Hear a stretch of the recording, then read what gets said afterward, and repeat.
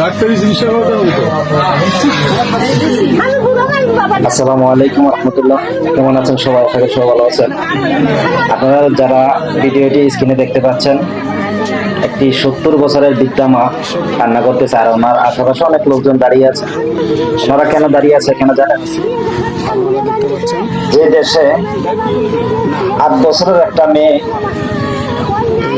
নির্যাতন থেকে রেহাই পায় না, দর্শন থেকে রেহাই পায় না, সে দেশে আজকে নতুন করে আরেক কাহিনী হলো, 70 বছরের বৃদ্ধা মাকেও দর্শন করলো, এরা ছাড়লো না। এদের বিচার কখন হবে? কারা করবে এদের বিচার? আমরা কোন দেশে বসবাস করি? আমরা এরকম একটি দেশে বসবাস করি, সেই দেশ থেকে বিচার উঠে যাচ্ছে দিন দিন। কারা করবে এই দর্শনের বিচার?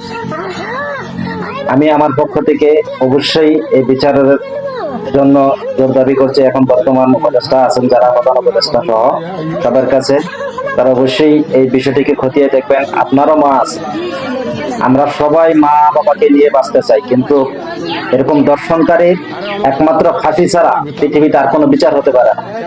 আমি এরকম দর্শনকারীর ফাঁসি চাই। যদি আমার কথা আপনারা একমত হন, তাহলে অবশ্যই ভিডিওটি শেয়ার করে দিবেন। ডাক্তারি চিকিৎসা করতে হবে তো। আসসালামু আলাইকুম রহমতুল্লাহ।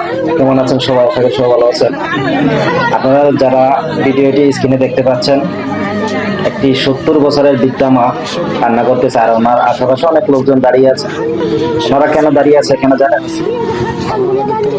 যে দেশে 8 বছরের একটা মেয়ে নির্যাতন থেকে রেহাই পায় না, দর্শন থেকে রেহাই পায় না, সে দেশে আজকে নতুন করে আরেক কাহিনী হলো, 70 বছরের বৃদ্ধা মাকেও দর্শন করলো, এরা ছাড়লো না। এদের বিচার কখন হবে? কারা করবে এদের বিচার? আমরা কোন দেশে বসবাস করি? আমরা এরকম একটি দেশে বসবাস করি, সেই দেশ থেকে বিচার উঠে যাচ্ছে দিন দিন। কারা করবে এই দর্শনের বিচার?